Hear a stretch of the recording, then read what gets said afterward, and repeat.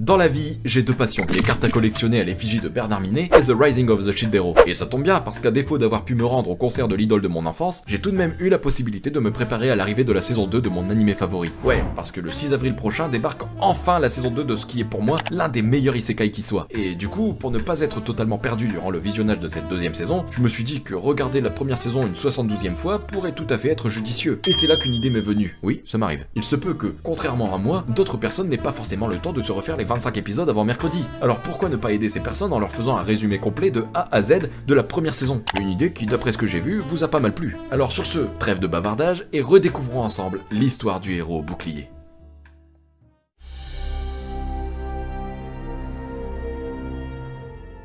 Naofumi Iwatani est un garçon plutôt banal. Ses journées se résument à jouer à des jeux vidéo, regarder des animés et lire des light novels. Bref, la journée type d'un étudiant qui utilise ce statut comme un prétexte pour ne pas affirmer totalement que c'est un chômeur. Un jour, celui-ci décide, comme à son habitude, de se rendre à la bibliothèque du coin afin de lire quelques light novels. C'est alors qu'il découvre un livre très étrange qui l'interpelle aussitôt. En feuilletant ce livre, Naofumi va se retrouver téléporté devant plusieurs personnes qui vont lui expliquer qu'il a été invoqué afin de sauver leur monde. En réalité, Naofumi n'est pas le seul à avoir été invoqué. En effet, 3 autres personnes se trouvent à ses côtés. Alors perso, si j'étais invoqué dans un autre monde, j'aurais d'abord ce genre de réaction. Mais eux, non, pas du tout, hein. Tout ce qui les gêne, c'est qu'ils aient été invoqués dans ce monde sans même qu'on leur ait demandé leur avis. Ouais, on a déjà une petite idée des héros que ça va être, hein. Bref, après ça, tous les 4 rencontrent le roi, qui leur explique que depuis longtemps, leur monde est perpétuellement menacé par des vagues de calamités. Ces vagues apparaissent à différents moments, provoquant un peu partout de véritables massacres. Si ces vagues continuaient à perdurer, alors l'apocalypse s'abattrait sur le royaume de Melromark. Pour contrer cette menace, le roi explique aux 4 garçons qu'il a été décidé d'invoquer 4 puissants héros légendaires capables de repousser ces vagues et ainsi sauver le royaume de Melromark. Ces 4 héros possèdent chacun une arme bien définie. On a d'abord le héros à la lance Motoyase, le héros à l'épée Ren, le héros à l'arc Itsuki et enfin le héros au bouclier Naofumi. Alors qu'ils étaient en train de se présenter au roi, Naofumi se rend compte que celui-ci l'ignore totalement. Moi je suis Naofumi Iwatani, j'ai 20 ans. Pas lu trop long. Les présentations faites, le roi annonce aux héros qu'ils vont chacun devoir créer des équipes pour partir à l'aventure. Mais selon la règle du royaume, les héros n'ont pas le droit de choisir leurs compagnons. Les gens choisiront d'eux-mêmes quelle équipe ils veulent intégrer. Plusieurs personnes vont ainsi se présenter devant les 4 héros et à tour de rôle, ils intégreront l'équipe de leur choix. Sauf que problème, personne ne voudra rejoindre l'équipe de Naofumi. Personnellement, cette scène elle m'a fait un peu de mal parce que ça m'a rappelé quand j'étais au collège et qu'en EPS, j'étais toujours le dernier à être choisi au moment des équipes. Non et mais que... on s'en fout de ça. Pardon. Heureusement pour Naofumi, une jeune femme du nom de Mine décidera de changer d'avis et finira par rejoindre l'équipe du héros au bouclier. Étant donné qu'ils ne sont que 2, le roi autorisera Naofumi à faire exception à la règle et ainsi fonder lui-même son équipe. Avant de partir, le roi attribuera une bourse d'argent à chacun des héros afin qu'ils puissent s'équiper. Naofumi et Mine partent alors en direction de l'armurerie. Étant donné que les 3 autres héros ont bien fait comprendre à Naofumi que le bouclier était l'arme la plus nulle dans les MMORPG car considérée comme défensive et donc inutile, celui-ci voudra se munir d'une arme pour pouvoir se battre. Mais très vite, il comprendra qu'il n'est pas autorisé à utiliser une autre arme que son bouclier. Du coup, il se contentera juste d'acheter une armure. Maintenant bien équipé, Naofumi partira s'attaquer à des sortes de slime tout faibles qui lui permettront de prendre quelques niveaux. Alors qu'il s'en sortait plutôt bien, il est aussitôt interpellé par les prouesses des autres héros qui se révéleront être bien plus balèzes que lui. Durant cette session d'entraînement, il découvrira notamment qu'il peut faire absorber à son bouclier des morceaux de monstres qu'il a tués et qu'en fonction de ce qu'il lui donnera, plusieurs nouvelles compétences se débloqueront. Après cette bonne session de prise de niveau, Naofumi et Mine partiront dans une auberge afin de se reposer et d'être en forme pour la suite de leurs aventures. Le lendemain, Naofumi se rend compte qu'il s'est fait voler tout son argent et même l'équipement qu'il avait acheté la veille. Comme si ça ne suffisait pas, il se fait soudainement arrêter par les gardes royaux. Le héros au bouclier. Oui, c'est bien moi. Le roi veut te voir immédiatement, il a ordonné qu'on t'amène à lui. Tu vas devoir venir avec nous.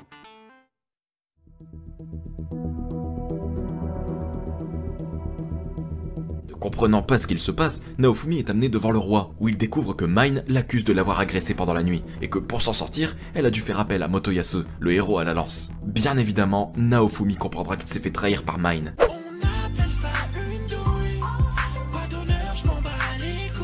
Il tentera tant bien que mal de se défendre, en insistant sur le fait qu'il soit innocent. Mais personne ne le croira. Et tout le monde, même les 3 autres héros, commenceront à le dénigrer, voire même lui cracher dessus, hein. Je vous promets, la présomption d'innocence là-bas ils connaissent pas, hein. Devant tant d'injustice, Naofumi perdra son sang-froid, ce qui aura malheureusement tendance à jouer en sa défaveur. Complètement écœuré par ce monde et les personnes qui l'habitent, Naofumi demandera au roi de le renvoyer d'où il vient, mais le roi lui répondra que sa requête est impossible. Le seul moyen pour lui de retourner dans son monde est de venir à bout de toutes les vagues de calamité. De ce fait, il ne sera pas emprisonné pour son soi-disant crime, mais il sera condamné à vivre seul avec une horrible réputation. Le peuple entier sera vite au courant de ton crime. Voilà ton châtiment.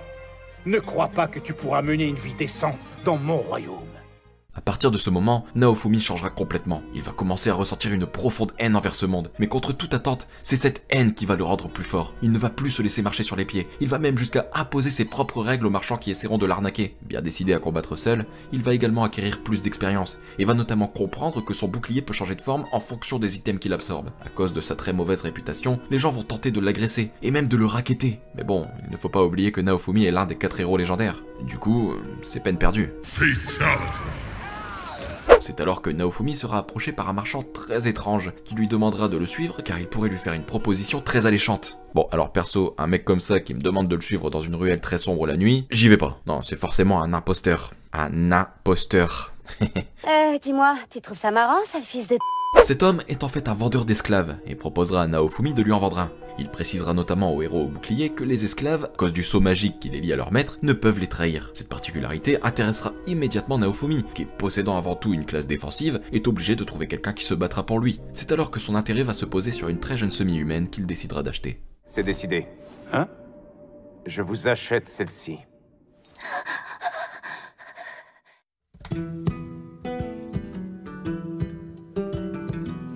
Désormais lié par un sceau magique, Naofumi part avec sa nouvelle esclave nommée Raftalia. Il décide de lui acheter l'équipement nécessaire et part ensuite s'entraîner avec elle. Bien qu'apeuré dans un premier temps, Raftalia commence peu à peu à se détendre en apprenant que son maître est en fait le héros au bouclier. En effet, on comprend qu'il y a longtemps, le peuple de Raftalia était en péril et qu'il fut sauvé par le héros au bouclier. De ce fait, elle éprouve un énorme respect pour ce dernier. On apprend également que le peuple de la jeune semi-humaine a été éradiqué par les calamités. Au fil du temps, Naofumi et Raftalia vont peu à peu se rapprocher et commenceront même à construire une relation basée sur la confiance. Raftalia fera même en sorte de donner son maximum afin d'aider Naofumi à combattre les calamités, allant même jusqu'à affronter ses plus grandes peurs dans le but de devenir plus forte et ainsi ne pas gêner son maître. Le problème, c'est qu'elle sera vite mise en difficulté, parce que pendant l'une de leurs quêtes, Naofumi et Raftalia se feront attaquer par une calamité qui ressemblera très fortement à celle qui a tué les parents de la jeune fille. Naofumi, qui est en train de se faire bouffer l'épaule façon steak tartare par la calamité, ordonnera à Raftalia de tuer le monstre, mais celle-ci étant trop apeurée, n'y arrivera pas. Voyant la jeune fille en détresse, Naofumi sera alors pris de compassion et décidera de laisser partir Raftalia, affirmant qu'il s'en sortira seul. Alors bon, en vrai, je veux bien qu'il soit un héros, hein, mais là, le mec se transforme en tacos 3 viandes face à un monstre 10 fois plus balèze que lui, bah je vois pas comment il gère ça tout seul en fait. Heureusement, Raftalia, ne voulant pas voir son maître mourir, décidera finalement de lui porter secours. Grâce à la prise de niveau rapide et assez conséquente, Raftalia grandira et atteindra l'âge de l'adolescence. Naofumi, quant à lui, recevra l'armure barbare, une armure spécialement conçue pour lui. Je l'ai appelé l'armure barbare. Tu en jettes avec ça, on dirait un véritable bandit.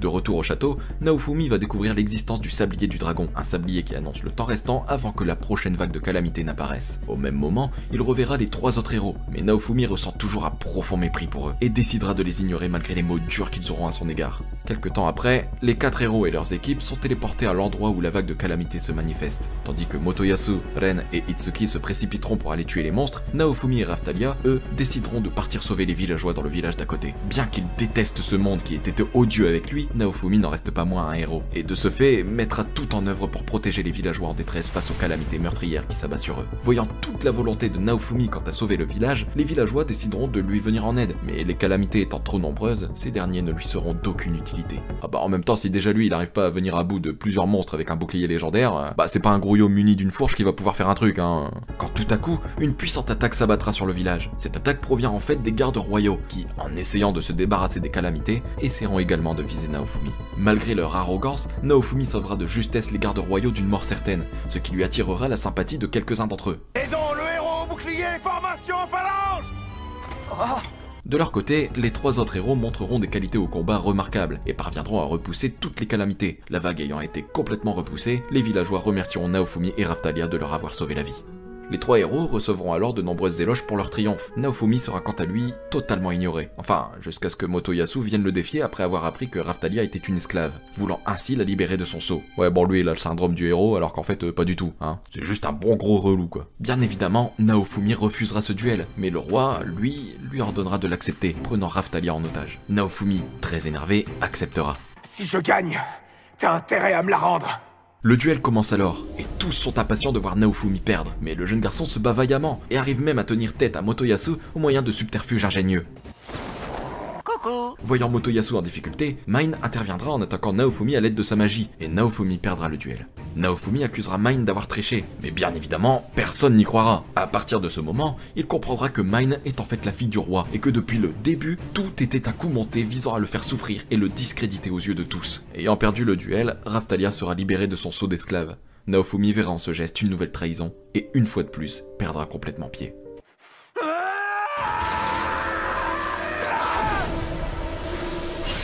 Mais Raftalia, très attachée à son maître, le défendra devant tout le monde, affirmant que celui-ci est quelqu'un de bien. Elle prouvera ainsi tout le respect qu'elle éprouve à l'égard de Naofumi, et de toute la confiance qu'il peut lui accorder. À ce moment, Naofumi se rendra compte que Raftalia est devenue une adulte. Après ça, Raftalia décidera de se refaire faire un sceau d'esclave pour être unie de façon symbolique à Naofumi. Au même moment, Naofumi décidera d'acheter un œuf de Filorio, une sorte de monture qui est utilisée pour tirer les chariots. Il pense qu'un monstre de ce type pourrait être utile lors de leurs aventures. Je peux quand même pas te laisser te battre seul éternellement.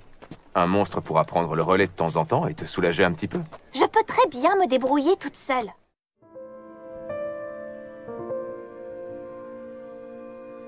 Quelque temps après, l'œuf est clos et un petit Filorio s'en échappe. En grandissant, il devient une monture d'exception. Il a tellement grandi en à peine 2 jours, c'est fou.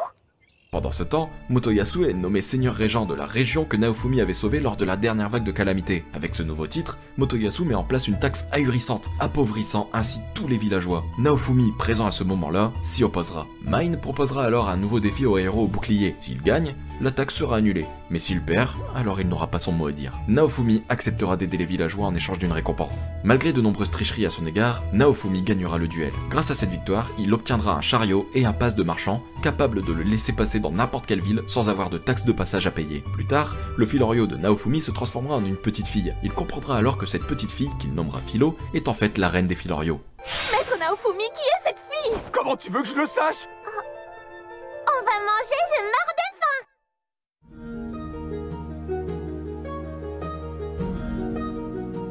Désormais trois, Naofumi, Raftalia et Philo se remettront en route vers de nouvelles aventures. C'est là qu'ils rencontreront un villageois demandant de l'aide pour sauver sa mère. Naofumi acceptera, soignera la vieille dame et recevra une belle récompense. Il comprendra alors que le commerce itinérant peut être vraiment bénéfique. Il décidera donc d'exploiter pleinement cette découverte en transportant plusieurs clients jusqu'à une destination demandée. C'est notamment de cette façon qu'il rencontrera un joaillier qui, après l'avoir secouru d'une mort certaine, apprendra à Naofumi tout ce qu'il faut savoir sur la conception de bijoux. Puis il m'a appris comment tailler des pierres et comment les imprégner de mana. Durant leur prochain voyage, Naofumi, Raftalia et Philo arriveront dans un village en détresse. En effet, plusieurs énormes racines poussent de partout, menaçant de recouvrir totalement le village. Qui plus est, les villageois ont tous été affectés par ces racines, développant ainsi une maladie très grave. Heureusement, Naofumi les soignera tous. Il apprendra que tout ça est arrivé à cause de Motoyasu, qui, après avoir planté un arbre magique à proximité du village, a créé un véritable chaos, provoquant famine et maladie. Naofumi acceptera de sauver le village en échange de leur argent. En se remettant en route, nos trois héros arriveront dans une auberge, où ils décideront de se reposer. Raftalia se mettra en tête de vouloir faire plaisir à son maître, un bon moyen de lui montrer ses sentiments à son égard. Elle entendra alors parler de l'existence d'un cristal rare et très convoité, appelé Latium. Elle décidera donc d'aller le chercher elle-même dans les montagnes. Elle sera rejointe par Philo, qui, elle, s'est mise en tête de trouver des œufs pour les offrir à Naofumi. Toutes deux déterminées à faire plaisir à leur maître, tomberont alors nez à nez avec un sanglier à l'apparence très hostile. Elles le combattront et arriveront même à le tuer. Le problème, c'est que ni l'une ni l'autre ne parviendra à obtenir ce pourquoi elles étaient venues à la base, et décideront donc de porter la carcasse du sanglier à leur maître. De retour au village, les deux jeunes filles vendront la carcasse de l'animal mort aux villageois qui semblaient être très intéressés, et avec cet argent, elles achèteront un outil essentiel à Naofumi pour travailler le métal. C'est de la part de Philo et moi. On s'est dit que tu avais besoin d'un outil pour façonner le métal.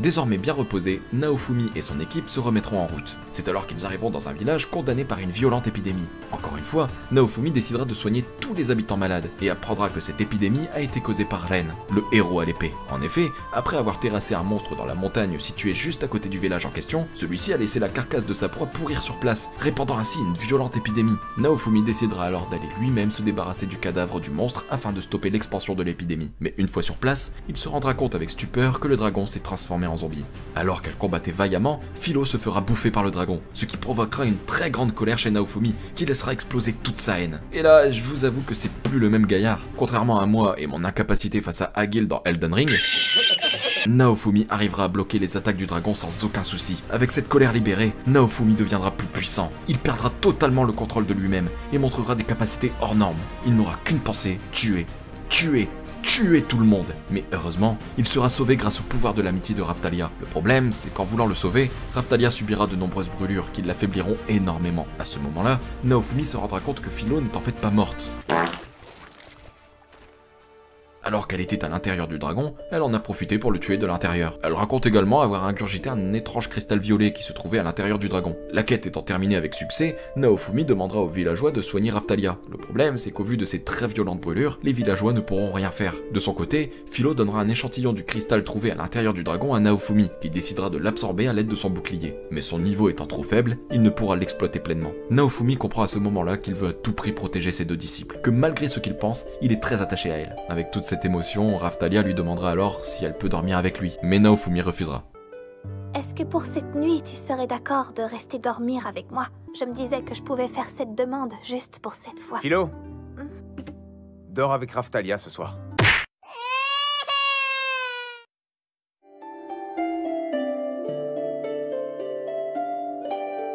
Le lendemain, ils se remettront en route vers de nouvelles quêtes, mais l'état de Raftalia causé par les blessures infligées par Naofumi l'inquiète. Il décidera alors de partir pour la capitale afin de trouver de l'eau bénite, le seul remède capable de soigner Raftalia. Mais sur la route, ils rencontreront une jeune humaine. La jeune fille semble totalement perdue et demandera à Naofumi la permission de les accompagner jusqu'à la capitale. Le héros au bouclier acceptera en échange d'une récompense. Tous ensemble se mettront alors en route dans un long voyage vers la capitale. Arrivée à la capitale, la jeune fille se séparera de Naofumi, qui, quant à lui, se dirigera vers l'église de la ville pour obtenir de l'eau bénite. Le pape acceptera de donner de l'eau bénite à Naofumi en échange d'une pièce d'or. Faut savoir qu'une pièce d'or, c'est beaucoup, hein. Il acceptera, jugeant que Raftalia est plus importante que l'argent. En sortant de l'église, Raftalia et Naofumi seront pris en chasse par un garde royal. Ils décideront alors de fuir, mais seront aussitôt stoppés par Motoyase. Ce dernier expliquera à Naofumi qu'il veut obtenir Philo, car il est tombé amoureux d'elle.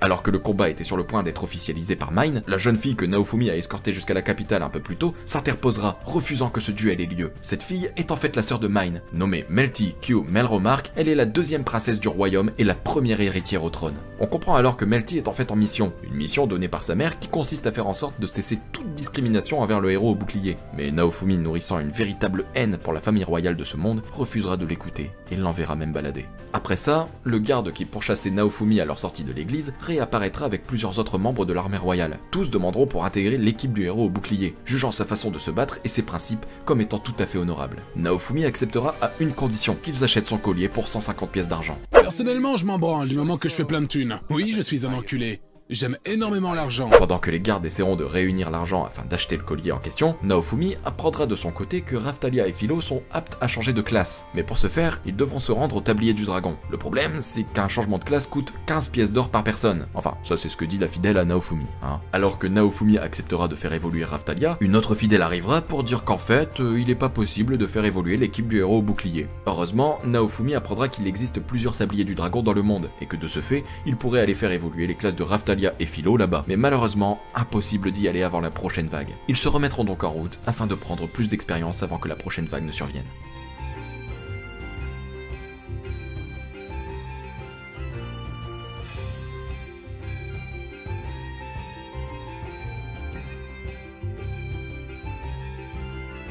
Durant leur voyage, ils arriveront dans un nouveau village qui semble, une fois de plus, très touché par la famine. Les habitants du village expliqueront à Naofumi qu'ils sont en fait des réfugiés du Nord. En effet, ces villageois ont fui après qu'un aventurier aurait mené une résistance contre le gouvernement de leur pays, les menant ainsi à une révolution. Naofumi fera très vite le rapprochement avec Itsuki, le héros à l'arc, et acceptera de les aider en leur donnant à manger. Continuant leur voyage, Naofumi, Raphtalia et Philo décideront de s'arrêter dans une taverne. Là, ils tomberont sur Ren et Itsuki. Itsuki accusera Naofumi d'avoir récolté les récompenses qui leur étaient normalement dues. Mais encore une fois, Naofumi n'y est pour rien. Il en profitera d'ailleurs pour confronter les deux héros face à leurs actes irréfléchis. Ren pour avoir causé une violente épidémie et Itsuki pour avoir affamé les villageois à cause de la révolution qu'il aurait menée. Ren prendra conscience de ses erreurs, mais Itsuki, lui, refusera de le croire. De retour à la capitale, les gardes voulant intégrer l'équipe de Naofumi reviendront avec l'argent demandé. Naofumi acceptera donc de les embaucher et leur demandera d'aller acheter leur équipement en utilisant l'argent qu'ils ont récolté. 24 heures plus tard, l'équipe de Naofumi se téléportera pour affronter la prochaine vague.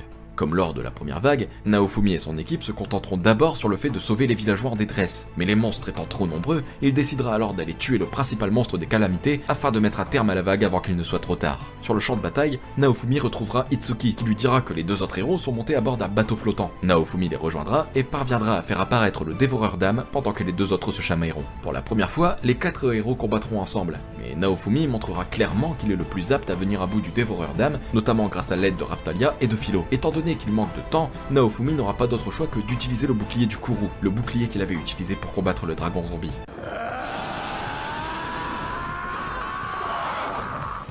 Qu'est-ce qui lui arrive? C'est quoi ça?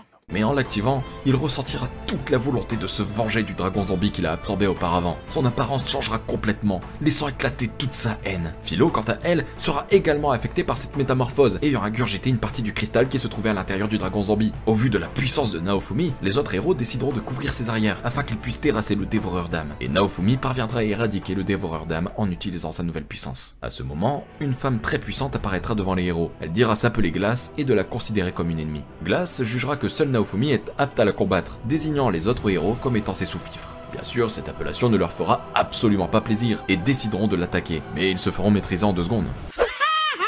Le combat entre Naofumi et Glace commencera, mais la femme est trop forte. Naofumi décidera d'utiliser le bouclier du Kuru, mais là non plus, rien n'y fera. Glace est bien trop puissante. Naofumi n'aura alors pas d'autre choix que de fuir. Je me retire pour l'instant, mais vous ne survivrez pas à notre prochaine rencontre si vous ne devenez pas plus fort.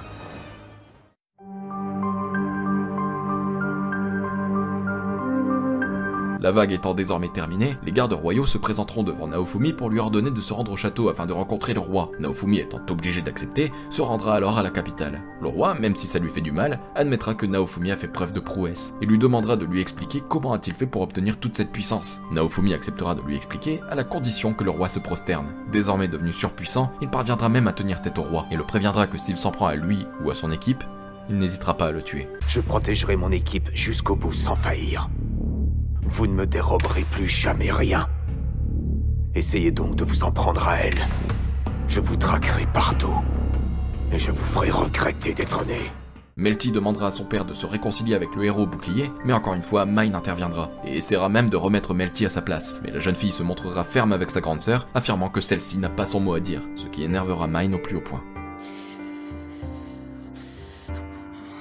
De son côté, Naofumi veut absolument faire évoluer Raphtalia et Philo, jugeant ce changement de classe obligatoire afin de battre des ennemis puissants comme Glace. Mais alors qu'ils étaient en route vers le lieu d'évolution de classe, Melty les rattrapera et implorera Naofumi de retourner à la capitale pour se présenter à nouveau devant le roi et ainsi faire la paix avec lui. Bien évidemment, le héros bouclier refusera. Mais durant leur discussion, Naofumi sauvera Melty de justesse face à la tentative de meurtre de l'un des gardes royaux. Mais cette attaque était en fait un piège, visant à faire passer Naofumi pour l'agresseur de la princesse Melty. Naofumi, Philo et Raphtalia parviendront à repousser les gardes, mais tout sera filmé. Oui, ceci est une caméra. Après le piège tendu à Naofumi, les gardes royaux diffuseront les images truquées du héros bouclier et de ses amis en train de provoquer un véritable massacre. Alors oui, on est dans une époque médiévale et c'est le début de la fake news. À cause de ça, Naofumi, Raphtalia et Philo deviendront de véritables criminels activement recherchés. Ils comprendront alors que la personne à l'origine de cette manigance est en fait Mine, qui essaie d'exclure sa sœur pour prendre son titre de princesse héritière. N'ayant aucun moyen de prouver son innocence pour le moment, Naofumi décidera de reprendre son voyage et d'emmener Melty avec lui. Mais très vite,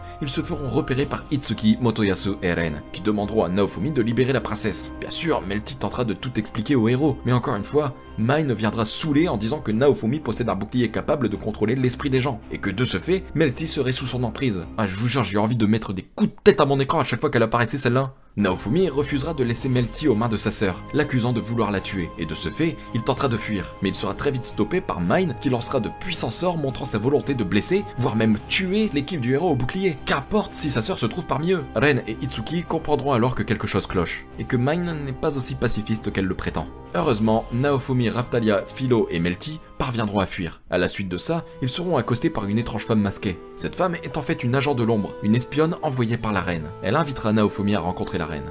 À cause des avis de recherche à son égard, Naofumi estime qu'il serait trop dangereux de continuer vers Sylphette, ville où se trouve le tablier du dragon, et de ce fait décidera d'accepter la requête de l'espionne en allant rencontrer la reine. On ne va pas pouvoir se rendre à Sylphette avant quelque temps, c'est trop risqué. Changement de plan. J'ai bien peur que la seule option qu'il nous reste soit de nous fier à cet agent de l'ombre. Nous allons rendre visite à la reine.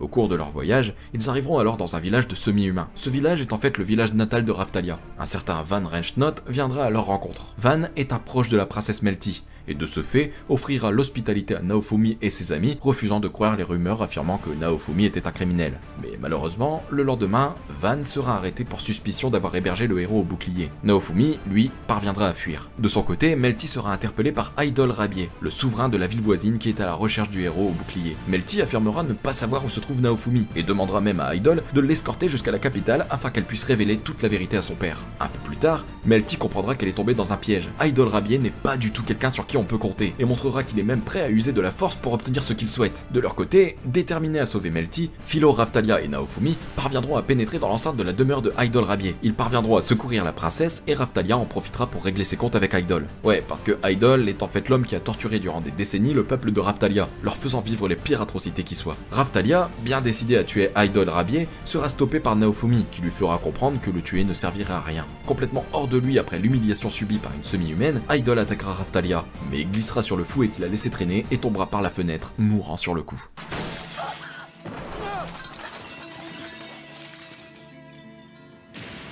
Avant de partir, Raphtalia décidera de sauver les esclaves enfermés par Idol. C'est notamment à ce moment qu'on en apprendra plus sur le passé de Raphtalia. On apprend alors qu'elle a eu une enfance chaotique, elle s'est fait torturer, son peuple a été anéanti, et toute sa vie n'a été que souffrance. En entrant dans le cachot dans lequel ses amis étaient enfermés, elle cherche sa meilleure amie Lifana, mais apprend que celle-ci n'a pas survécu. Raphtalia est dévastée et nous offre une scène riche en émotions. Sans défense, j'étais impuissante. Si seulement j'avais été plus forte, j'aurais pu les sortir de là. J'aurais pu.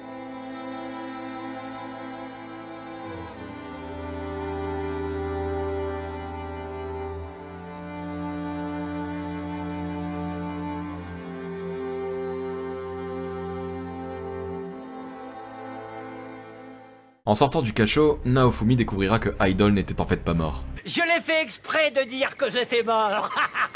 Celui-ci tentera alors de briser le sceau d'un monstre qui, jadis, avait été scellé par les héros précédents. Se sentant désormais invincible, Idol pense qu'en tuant le héros au bouclier, il recevra une belle récompense. Sauf que... La bénédiction du Seigneur! Pour éviter un maximum de dégâts dans la ville et afin d'épargner tous les semi-humains qui s'y trouvent, Naofumi décidera d'attirer le monstre dans un endroit reculé. Nos héros arriveront alors sur une île isolée, sans aucune issue possible, mais ils seront sauvés par un gigantesque Filorio extrêmement puissant qui décimera le monstre en un seul coup. Ce Filorio se nomme en réalité Fitoria et est la reine des Filorios. Elle invitera Naofumi dans le sanctuaire des Filorios afin de discuter d'une chose importante. Fitoria, qui semble au courant de la situation des héros depuis le début, expliquera à Naofumi que leur querelle est inacceptable et ordonnera à Naofumi de se réconcilier avec eux. Si leur querelle persistait, alors elle serait obligée de les tuer. De leur côté, Ren et Itsuki enquêteront sur le culte des trois héros et comprendront que Naofumi avait raison depuis le début. Mais Mine les surprendra sur le fait, et la jeune fille montrera qu'elle est déterminée à contrer tous ceux qui se mettront en travers de son chemin. De retour dans le sanctuaire des Filorios, Fitoria prendra en otage Melty et affirmera à Naofumi qu'elle la libérera si Naofumi fait la paix avec les autres héros. Mais Naofumi persiste à refuser. Fitoria lui demandera alors de lui prouver que son équipe est apte à venir à bout seule des calamités et proposera un duel contre Philo. Le problème, c'est que Fitoria est beaucoup trop puissante. Philo n'a absolument pas la capacité de rivaliser avec elle, mais grâce à Naofumi et le pouvoir de l'amitié, Philo arrivera à se surpasser et lancera une attaque surpuissante sur la reine qui se fera toucher à la joue. Fitoria, satisfaite de la performance de Philo, acceptera de libérer Melty et nommera Philo Philo en tant qu'héritière de la couronne des Filorios. Elle débloquera également de nombreuses compétences de Naofumi. Après ça, Naofumi acceptera d'essayer de se réconcilier avec les autres héros. De ce fait, Vittoria lui expliquera qu'un jour, les héros devront faire un choix très important, déterminer s'ils se battent pour ce monde ou alors pour le peuple. S'ils choisissent le monde, de nombreuses vies seront sacrifiées, mais ils pourront mener leur mission à bien. En revanche, s'ils choisissent le peuple, alors le chemin sera semé d'embûches. Désormais prêt à parler aux autres héros, Vittoria téléportera Naofumi, Raphtalia, Philo et Melty près de la capitale, là où se trouvent les 3 autres héros. Le problème, c'est que Naofumi est toujours activement recherché. De ce fait, lorsqu'il se présente devant Motoyasu, le héros à la lance ne veut rien entendre et semble encore plus menaçant qu'avant. Motoyasu ne veut rien écouter et il apprend à Naofumi que Ren et Itsuki sont morts et qu'il le sait coupable. Naofumi essaiera de se disculper, mais rien n'y fera. Mine ayant une emprise beaucoup trop forte sur Motoyasu, il n'en croira pas un mot. Un violent duel entre Motoyasu et Naofumi commencera alors, mais l'équipe de Naofumi parviendra à prendre le dessus grâce à leur complicité et leur puissance. Même en difficulté, Motoyasu refusera de croire Naofumi, persistant à penser que son bouclier peut manipuler les esprits. Alors que le combat fait rage, Philo changera tout à coup de comportement et demandera à son maître d'invoquer plusieurs puissants boucliers afin de tous les protéger. Naofumi, ne comprenant pas trop, s'exécutera sans poser de questions et parviendra grâce au conseil de Philo à contrer une énorme attaque venue du ciel.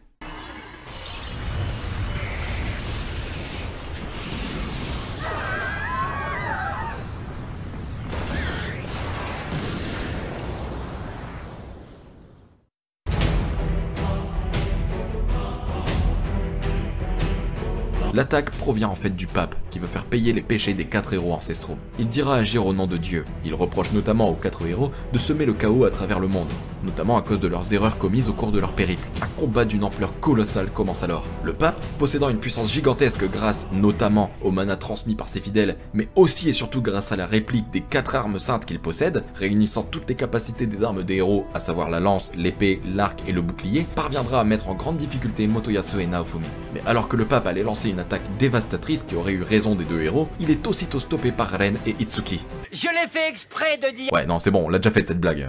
Désormais au complet, les héros possèdent plus de chances de venir à bout du pape surpuissant. Enfin bon, en même temps, malgré un pape prêt à les tuer à tout instant, ils trouveront quand même le temps d'expliquer à Motoyasu et Naofumi qu'ils ont enquêté sur les complots du royaume. Mais ayant fait des découvertes gênantes, le culte des 3 héros a tenté de les tuer. Heureusement, ils ont été sauvés in extremis par les espions de la reine. Le combat reprendra alors, mais Naofumi refusera de coopérer avec les 3 autres héros, leur reprochant d'avoir été la source de tous les problèmes qu'il a rencontrés lors de ses voyages. Il en profitera également pour leur dire tout ce qu'il a sur le cœur. Bon, je vais pas vous résumer ça, mais disons qu'il les qualifie comme de grosses ordures quoi. Et étant donné qu'il a fait la promesse à Vittoria, Naofumi décidera tout de même de coopérer pour lutter contre le pape. Ouais, Naofumi est un peu bipolaire, on va pas se mentir. Pour la première fois, les 4 héros accepteront de se battre ensemble de façon coordonnée. C'est alors que le pape lancera un puissant sort enfermant les héros dans une sorte de cathédrale gigantesque. Et là c'était la fin de l'épisode 19, et je me souviens j'étais trop pressé de découvrir la suite, et j'en dormais plus, et puis... Non mais ça aussi on s'en fout. La reine, quant à elle, se préparera à rejoindre les héros afin de les aider à venir à bout du pape. De retour sur le champ de bataille, les héros et leurs équipes font de leur mieux pour parvenir à stopper le pape, mais rien n'y fait, il est beaucoup trop puissant. Quand tout à coup, Naofumi repensera au pouvoir de son bouclier maudit et décidera de l'utiliser, jugeant que c'est la seule solution pour venir à bout du pape. Activant le pouvoir, Naofumi deviendra incontrôlable, laissant échapper toute sa haine et toute sa colère. Malgré l'éclat de rage dont il fera preuve, Naofumi sera sauvé par Raphtalia, Philo et Melty, lui montrant toute l'affection qu'elle lui porte. À ce moment, la reine se manifestera et parviendra à immobiliser le pape durant quelques secondes. Naofumi lancera alors un sort ultime, arrivant à venir à bout du pape qui finira plus malmené que dans une vidéo cuisine de Maïté. Suite à ça, Naofumi rencontrera la reine pour la première fois. Elle lui expliquera alors pourquoi le héros au bouclier est autant détesté. En effet, lorsqu'elle s'est jadis absentée du royaume afin de participer à un forum afin de discuter sur comment contrer les prochaines vagues, il a été décidé que les 4 plus grandes puissances invoqueraient chacune un héros afin de combattre les vagues. Le problème, c'est que le royaume de Melromarc avait déjà invoqué les 4 héros en l'absence de la reine, ce qui a provoqué une énorme colère chez les autres nations. Une colère que la reine a mis un certain temps à apaiser. Naofumi apprend alors que le roi avait un gros différend avec son prédécesseur, et que par conséquent, il s'est mis à haïr le héros au bouclier. La reine affirme qu'elle fera en sorte que le héros au bouclier ne soit plus jamais détesté et qu'il sera gracieusement récompensé pour ses actes héroïques. Dans ce cas, seriez-vous d'accord de nous rendre visite au château demain? Au château? Afin de laver votre nom et votre honneur en public.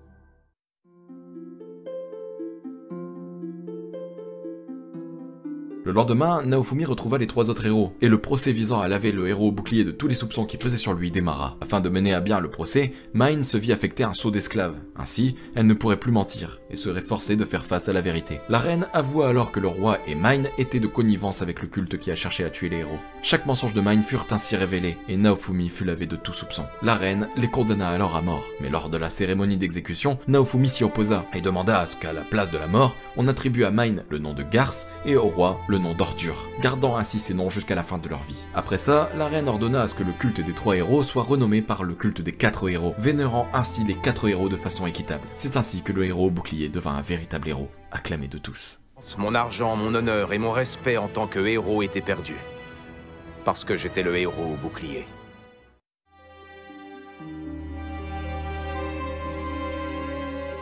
Désormais reconnu comme un véritable héros, Naofumi prendra alors la décision d'aller faire évoluer les classes de Raftalia et de Philo. Par la suite, il tentera même de tenir sa promesse auprès de Fitoria, en essayant de se réconcilier avec les autres héros, mais malheureusement, il échouera.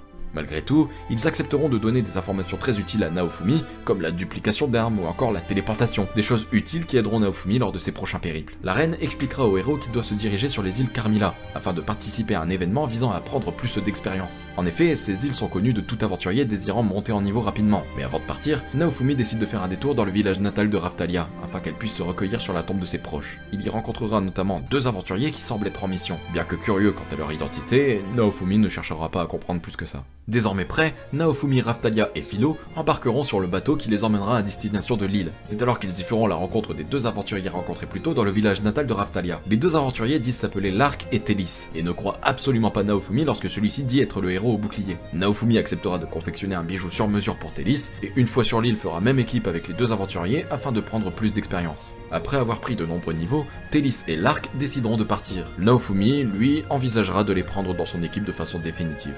Lors d'un moment de repos, Naofumi et son équipe découvriront que sur l'île se trouve un tablier du dragon. La présence du tablier du dragon signifie qu'une vague va bientôt attaquer, et que celle-ci est prévue dans 2 jours. Après cette découverte, Naofumi se téléportera à la capitale pour expliquer la gravité de la situation à la reine. Toute l'armée du royaume sera mobilisée, et la préparation au combat commencera. Ensemble, Naofumi et Lark arriveront à venir à bout de la puissante calamité. Mais très vite, Lark se retournera contre Naofumi, affirmant que sa véritable cible, c'est le héros au bouclier. Lark affirme que Télis et lui sont des héros venus d'un autre monde, et que pour sauver leur monde, ils doivent tuer Naofumi. Un violent combat à mort commencera alors, opposant Naofumi, Raftalia, Philo et Melty contre Télis et Lark. Alors qu'ils étaient en difficulté, les voilà dans une situation encore pire quand Glace se présente devant eux, faisant comprendre qu'elle fait partie du clan de Lark et Télis. Désormais, le combat prend une tournure encore plus chaotique, avec 3 héros surpuissants face à eux. Naofumi et son équipe se retrouvent encore plus en difficulté, mais le héros au bouclier ne capitule pas pour autant, et montre un sang-froid exceptionnel. Glace avouera être le héros aux éventails, un héros qui a été invoqué par son monde afin de le sauver. Déterminé à neutraliser son ennemi,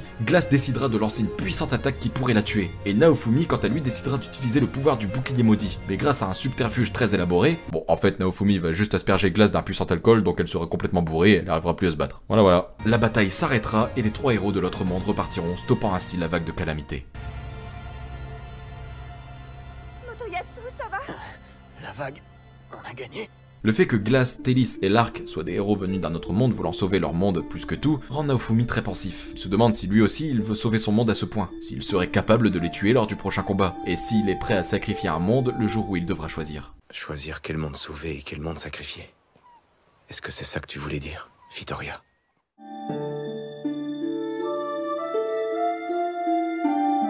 Naofumi rencontrera alors Lycia, une disciple de Itsuki, le héros à l'arc, qui a été viré de l'équipe après une accusation à tort. Il lui proposera alors de rejoindre son groupe et deviendra ainsi un personnage principal. Si, je le sais, j'ai vu la bande-annonce de la saison 2. Après ça, Naofumi obtiendra le titre de seigneur de la région de Teate, la terre d'accueil des semi-humains et terre natale de Raftalia. Désormais seigneur de Teate, Naofumi possède désormais un véritable quartier général. Toutes les personnes avec qui Naofumi a tissé des liens au cours de son aventure décideront de le suivre et de travailler pour lui. Naofumi va faire de Teate l'endroit où une puissante armée se créera, une armée plus puissante que celle des 3 autres héros réunis. Raftalia comprendra que Naofumi prépare les gens à vivre sans lui, car quand sa mission sera terminée, il repartira dans son monde. Elle éclatera en sanglots, laissant toute sa peine s'évacuer. Je n'en peux plus d'entendre ce genre de discours.